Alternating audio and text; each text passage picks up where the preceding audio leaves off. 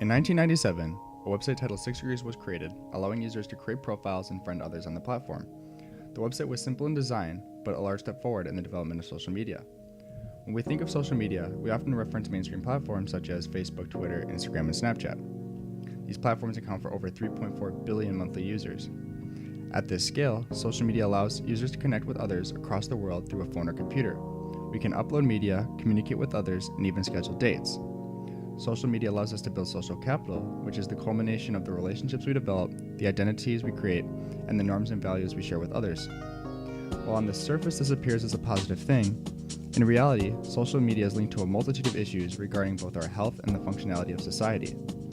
Nielsen reported that in 2018, the average United States adult spent 11 hours per day interacting with media.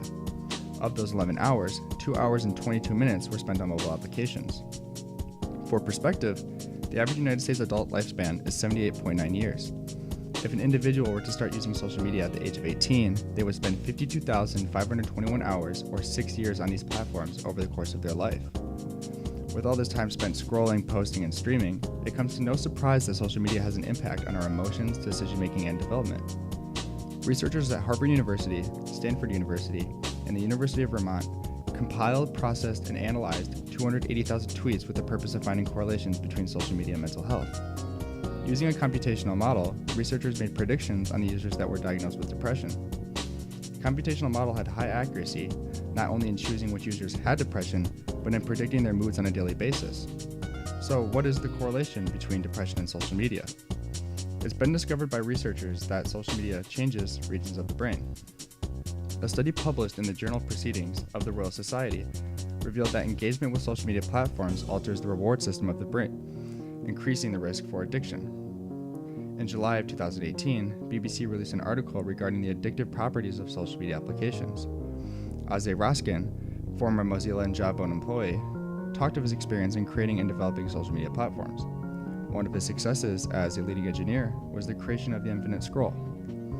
The Infinite Scroll allows users to endlessly swipe through content without clicking. If you don't give your brain time to catch up with your impulses, you just keep scrolling. While we may interpret these apps as harmless and simple, there are complex design elements and algorithms implemented to purposely influence the user's train of thought. Azay Raskin even apologized in his interview with BBC, expressing his guilt in creating addiction in users. Moving the stopping cue from the human, just like when you have a soup bowl and you slowly feed it more soup, people eat way more food and contributes to obesity, that this is going to directly contribute hundreds of millions of hours of wasted time to the obesity of our minds. Other employees came forward on this issue, including former Facebook engineers Sandeep Parakilas and Leah Pearlman. Mr. Parakilas related his social media experience to a slot machine, and when trying to stop using the service, said it literally felt like I was quitting cigarettes. This was recognized by many of his coworkers too, and that there was definitely an awareness of the fact that the product was habit-forming and addictive.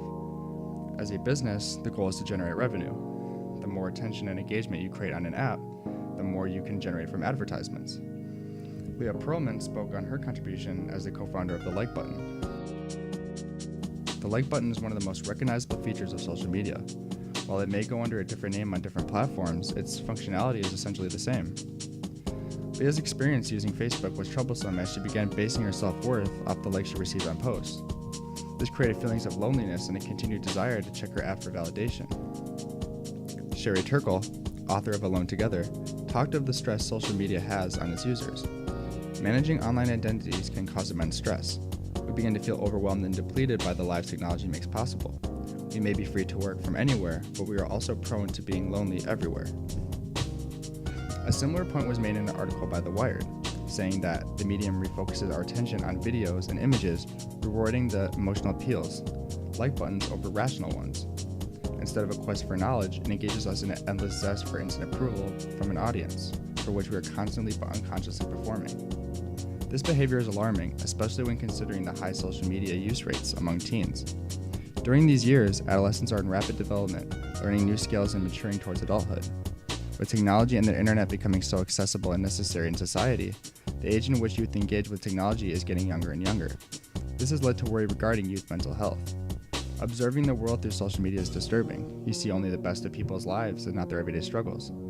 It's easy to fall into the habit of comparing yourself with others online, and as a result, a status hierarchy is created based on these false perceptions. We follow online influencers because we see something they have that we don't. Whether it's wealth, fame, or beauty, we base unrealistic goals off of people we don't know and will likely never meet. As we look up to these people, we often forget to question the credibility of their actions and words. We become susceptible to persuasion, and because of this, we are seen as a customer market. This is why these individuals are labeled influencers. This is their job, to take advantage of us. Of course, not all influencers are narcissistic and portray a false reality. It depends on how we define an influencer and who fits within those boundaries. For example, many artists and athletes have online profiles with similar characteristics to influencers. The amount of followers, level of engagement, and interaction with fans is almost identical. But do we consider these individuals influencers? When using artists and athletes as an example, we are referring to them by their profession. We respect them because of what they do, and in a way, it's measurable. We refer to Usain Bolt as the best sprinter in the world based off of his achievements. We can look at his times and statistically prove that he is indeed the best. When we look at individuals who consider themselves influencers, they often share themes regarding lifestyle, travel, and beauty, things we can't measure. There's no way to support with evidence that someone has the best life. Everyone has a different definition of success. It's subjective. Yet, as we spend time looking into the lives of these individuals, we assume that their online popularity is due to their success in life. This creates an objective definition of success and can lead many, especially youth, to set goals that are extrinsically based. This contrasts the values we learn from athletes and artists, such as teamwork, work ethic, and passion. This is a significant problem as we are promoting narcissism within society. Christopher Lasch, author of The Culture of Narcissism, wrote on the impact new technologies have with society. The coexistence of advanced technology and primitive spirituality suggests that both are rooted in social conditions that make it increasingly difficult for people to accept the reality of sorrow, loss, aging, and death, to live with limits, in short. Social media gives us comfort in the realities of life. When we feel comfortable, we begin to fear change. We abandon learning, and as a society, we abandon growth. Despite the negatives, social media won't be going away anytime soon. Trying to remove these platforms from society is near impossible. Instead, we can promote good online habits, working to reduce damage and increase benefits. So next time you open your app or browser, think beyond the surface of your screen and build a meaningful online presence based on good values and relationships.